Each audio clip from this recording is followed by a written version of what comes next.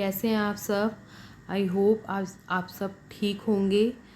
तो देखिए, हर किसी की ज़िंदगी में ना कुछ ऑब्जेक्टिव्स होते हैं और हम अपने ऑब्जेक्टिव्स को पूरा करना चाहते हैं। उसी तरीके से एक बिज़नेस के भी कुछ ऑब्जेक्टिव्स होते हैं जो बिज़नेस पूरा करना चाहती है। ठीक है, तो आज की इस वीडियो में हम उन्हीं ऑब्जेक्टिव्स के बारे में बात करने वाले हैं। तो चलिए स्टार्ट करते हैं वीडियो। आज हम इस वीडियो में देखेंगे बिज़नेस के कुछ ऑब्जेक्टिव्स। देखिए, हर बिज़नेस का कुछ ना कुछ ऑब्जेक्टिव होता है और कुछ ना कुछ कह सकते हैं कि एक पर्टिकुलर कोई एक ऑब्जेक्टिव नहीं होता। ऐसे तो कह सकते हैं कि प्रॉफिट अर्न करना एक गोल होता है, ऑब्जेक्टिव होता है, लेकिन उसके साथ साथ बिज़नेस के और भी ऑब्जेक्टिव्स होते हैं जो बिज़नेस को पूरे करने पड़ते हैं। तो मेनली आज हम उन्हीं 3 बिज़नेस ऑब्जेक्टिव्स के बारे में हम बात करने वाले हैं। तो economic objective, social objective and human और इंडिविजुअल ऑब्जेक्टिव। आज हम इन तीनों ऑब्जेक्टिव्स के बारे में हम बात करने वाले हैं। इकोनॉमिक ऑब्जेक्टिव के बारे में अगर आप बात करें तो इकोनॉमिक ऑब्जेक्टिव्स में जैसे कि बिजनेस एक इकोनॉमिक एक्टिविटी है, तो ऑफ कोर्स इसमें कुछ ऑब्जेक्टिव्स हैं जो उसको पूरे करने हैं, जैसे कि सर्वाइवल हो गया, प्रॉफिट हो गया, ग्रोथ हो गया। अब किसी भी कंपनी को सर्वाइव करने के लिए ये जो ऑब्जेक्टिव्स है ना, बेसिकली आप देख रहे होंगे ये तीनों आपस में इंटरलिंक है। अगर कंपनी को सर्वाइव करना है एक कॉम्पिटिटिव मार्केट में, तो उसको प्रॉफिट चाहिए, प्रॉफिट के लिए ग्रोथ चाहिए। तो ये तीनों आपस में इंटरलिंक है। अगर कंपनी सर्वाइव ही नहीं कर पाएगी तो कंपनी कुछ टाइम के बाद बंद हो जाएगी, है ना, वाइंड अप हो जाएगी। तो उसी के लिए उनको एक छोटे छोटे ऑब्जेक्टिव्स बनाने होते हैं जिनके थ्रू कंपनी सर्वाइव करती है, उन ऑब्जेक्टिव्स को अचीव करती है और सर्वाइव करती है और एक कॉम्पिटिटिव मार्केट में बनी रहती है। तो लंबे समय तक अगर कंपनी को मार्केट में टिकना है तो उसके लिए उसको सर्वाइवल के लिए मतलब सर्वाइवल ऑब्जेक्टिव को पूरा करना बहुत ज़रूरी है और उसको पूरा करने के लिए कंपनी का प्रॉफिट अर्न करना बहुत ज़रूरी है, जिसके थ्रू वो ग्रोथ कर सके यानी कि अपने क्या कहते हैं, नंबर ऑफ़ कस्टमर इंक्रीज़ कर सके। आप कब मानेंगे कि कंपनी ग्रोथ कर रही है? जब उसका प्रॉफिट इंक्रीज़ हो जाएगा, या फिर जब वो और भी न्यू प्रोडक्ट मार्केट में लॉन्च कर देगी, या उसकी नई ब्रांचेस बनने लगेंगी, या वो और ज़्यादा एम्प्लॉयज़ को हायर करने लगेगी। तो ये सारे जो ऑब्जेक्टिव्स आते हैं वो इकोनॉमिक ऑब्जेक्टिव्स के अंदर आते हैं और कंपनी को इनको पूरा करना होता है। सेकंड ऑब्जेक्टिव की हम बात करें, सोशल ऑब्जेक्टिव।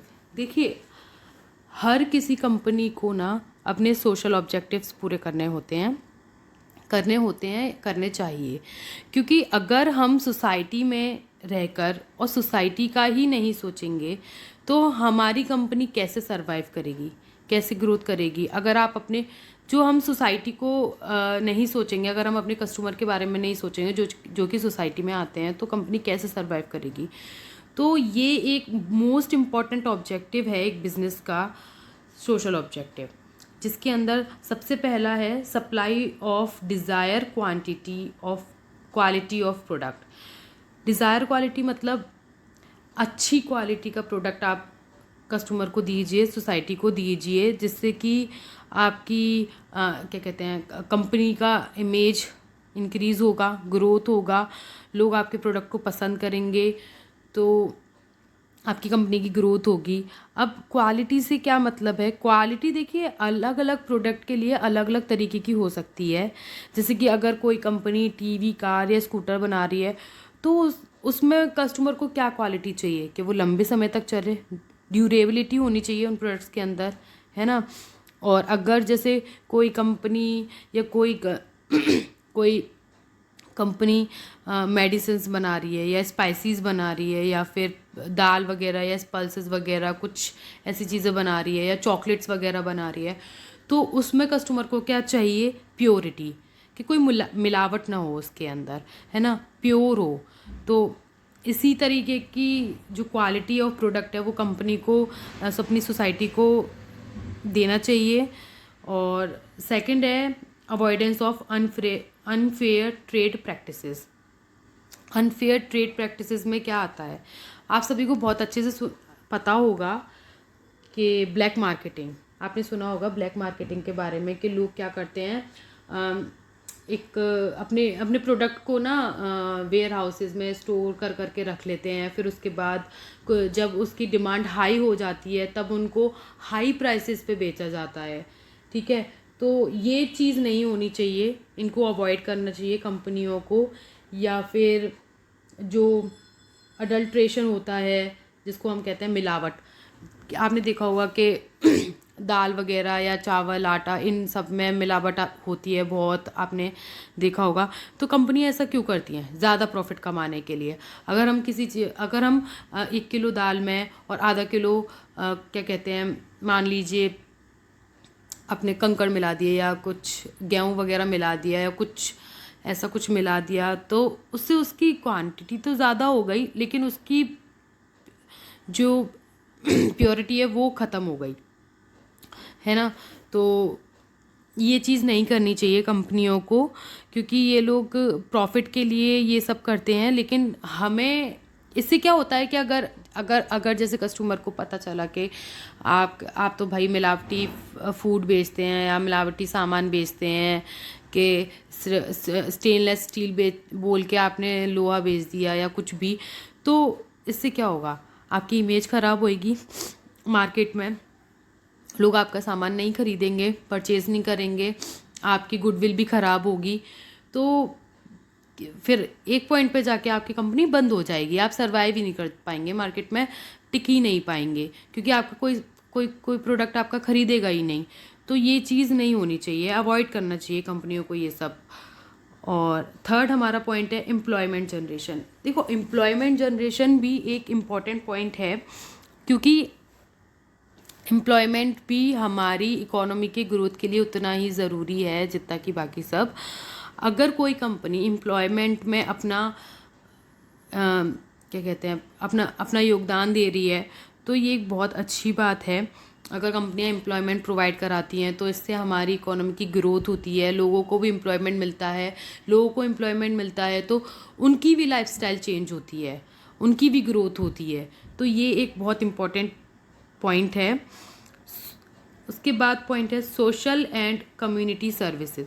देखिए, सोशल एंड कम्युनिटी सर्विस से क्या मतलब है कि जो बड़ी बड़ी कंपनियां हैं जो अरबों अरबों करोड़ों में जो प्रॉफिट अर्न कर रही हैं, उनको अपने सोशल सर्विसेज भी करने चाहिए, जैसे कि एनजीओ में डोनेशन करना चाहिए, या पुअर लोगों के लिए है कुछ ऑब्जेक्टिव्स लेने चाहिए, कुछ मदद करनी चाहिए जो गरीब लोग हैं उन लोगों के लिए। तो जैसे कि हॉस्पिटल्स में डोनेशन कर दिया या स्कूल्स में डोनेशन कर दिया, तो इससे क्या होगा कि एक तो उन उन लोगों की हेल्प होगी, उनकी ग्रोथ होगी, स्कूल्स की, हॉस्पिटल्स की, उनकी ग्रोथ होगी कंपनी के डोनेशन से। और दूसरा क्या होगा, कंपनी की गुडविल इंक्रीज़ होगी।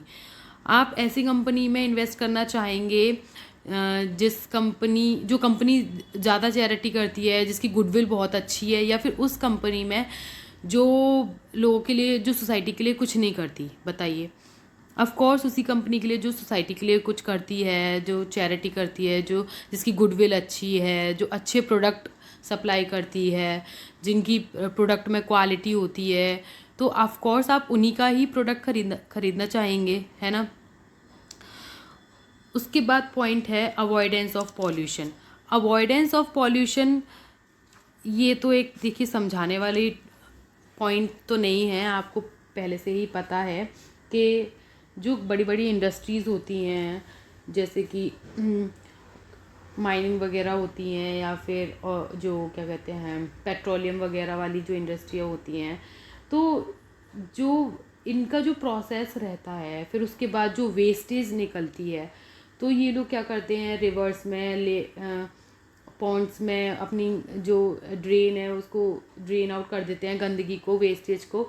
तो ये इससे क्या होता है कि हमारे नदी तालाब वगैरह सब ख़राब हो रहा है, पॉल्यूटेड हो रहा है, पानी बहुत पॉल्यूटेड हो रहा है, उन उसके मतलब उसके अंदर रहने वाले जीव वो सब मर जाते हैं। तो ये सब नहीं करना चाहिए कंपनियों को up pollution free product use करने चाहिए, या फिर ये कह सकते हैं कि उनकी एक मोरल ड्यूटी होती है कि वो इन्वायरमेंट फ्रेंडली टेक्निक को यूज़ करें जिससे पॉल्यूशन कम से कम हो और हमारे इन्वायरमेंट को सेफ़ रखा जा सके। ठीक है, इसके बाद हम चलते हैं अपने थर्ड पॉइंट की तरफ, जो है ह्यूमन ऑब्जेक्टिव्स। ह्यूमन ऑब्जेक्टिव्स में क्या आता है? ह्यूमन ऑब्जेक्टिव बेसिकली आता है कि कंपनी अपने एम्प्लॉयज़ के लिए क्या करती है। अगर आप किसी कंपनी में जॉब करते हैं तो आप क्या एक्सपेक्ट करते हैं कि आपको गुड वर्किंग कंडीशन मिले, एक अच्छी सैलरी मिले, ठीक है, और आपको इंसेंटिव्स मिले, आपका प्रमोशन हो, ये ही चाहते हैं। एक इन्वायरमेंट अच्छा मिले कि बढ़िया सा टेबल और चेयर मिले और फैन हो या एसी हो चल रहा हो और अच्छा सा इन्वायरमेंट हो कि हम आराम से बैठ के अपना काम कर सकें, है ना।